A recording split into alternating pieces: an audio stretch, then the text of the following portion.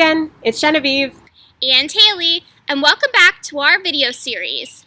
In the last video, we learned a few tricks about how to tell a bee, a fly, and a wasp apart. Today, we're going to look at some of the things that make a bumblebee, and we'll do a quick anatomy lesson that will help you when you're IDing your Bumblebee Watch observations. One thing to keep in mind is that different resources sometimes use different terminology to mean the same structure, so don't let that trip you up too much. Today we'll use the terminology you'll find on Bumblebee Watch. Bumblebees are divided into three major segments: the head, the thorax, and the abdomen. The abdomen itself is divided into smaller segments called terga, which is what the T stands for. There are 6 terga in female bees and 7 in males. The thorax has 3 pairs of legs, and in females, the hind leg has a special structure called a corbicula, which is like a fancy word for basket. It's here that she stores pollen for transportation back to the nest to feed her offspring. The location of the corbicula on the hind leg is one of the things that makes a bumblebee, but it's not helpful when we have a male bumblebee or a cuckoo bumblebee. Cuckoo bees, which parasitize other bees, and male bees don't take care of their own offspring. This means that they aren't collecting and transporting pollen back to a nest, so they don't need a special pollen-carrying corbicula. Their hind legs are generally less expanded and don't have a distinct concave surface. Today's identification lesson will focus on female bumblebees because they are the most common bumblebees you'll encounter at most times of the season. Luckily enough, female bumblebees can usually be identified based on their color pattern, which means that we can group them accordingly. Any identification attempt is best started by figuring out which of these 6 major groups your bumblebee falls into: black, orange, or white-bottomed, yellow or orange banded, or mostly yellow. As we make our way through this lesson, you'll notice that some species fall into more than one group, and that's okay. Some species, like Bombus rufocinctus, the red-belted bumblebee, show more variation than others do, and there are a few rare color patterns that we've left out to keep things a bit simpler. Another thing simplifying this lesson is that we're only presenting species that range in Canada.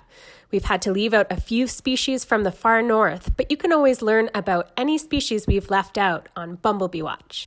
The first group, black-bottomed bumblebees, are bumblebees that have the hairs of the tip of the abdomen black. This is a common color pattern across Canadian bumblebee species, and many of these species have wide distributions across the country and are very common where they range.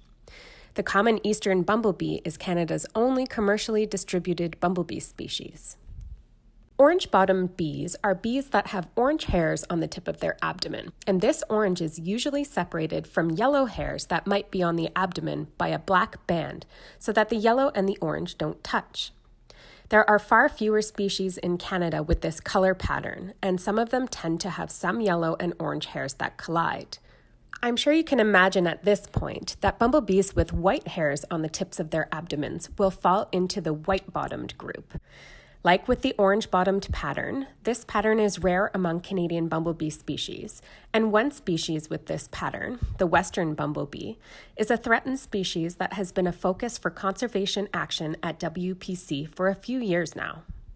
Species that have one or more yellow bands on their abdomen that are surrounded by black bands on both sides are known as yellow-banded bees.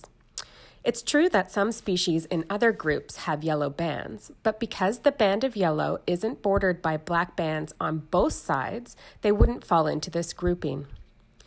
It is another common color pattern across Canadian species, but a few of these species, like the Van Dyke bumblebee, are naturally rare, and others are in decline, like the American bumblebee and the aptly named yellow-banded bumblebee, which is a primary target species for the Native Pollinator Initiative.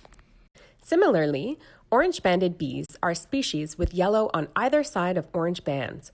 Most of these species are common throughout their range, and they definitely tend to catch the eye thanks to those bright orange and red bands. Some of them have unique patterns on their thorax. The black hairs almost look like teardrops falling down their backs. The last of our color pattern groups are the yellow bumblebees. And as the name suggests, these are species whose abdomen is mostly yellow. There are only a few species in this group, and they are usually common where they range, but the yellow bumblebee is thought to be declining in some parts of its range. Their pattern might seem simplistic compared to some of the other species we've seen, but it sure is striking to watch a yellow bullet buzz around. And finally, we're back to our cuckoo bumblebees. And cuckoo bumblebees usually fall into the yellow-banded group, but not always. They have their own grouping because they are missing that hind corbicula structure that we mentioned earlier. So remember to always check to make sure your bee is not a cuckoo bumblebee before you start to place her in a grouping based on her color pattern. We could go on and on discussing cool patterns in bumblebees, especially if we started to look into some of the variation or the really rare patterns we see in some species. But we think the best practice you could get is to get out there and start photographing bees yourself so that you can try uploading them to Bumblebee Watch and identifying them yourself. If you haven't already checked it out, make sure you take a look at our short video on some photography tips that will help you capture all the parts of the bee that you'll need to make an identification on Bumblebee Watch. Enjoy your species identifications, and we'll see you again soon.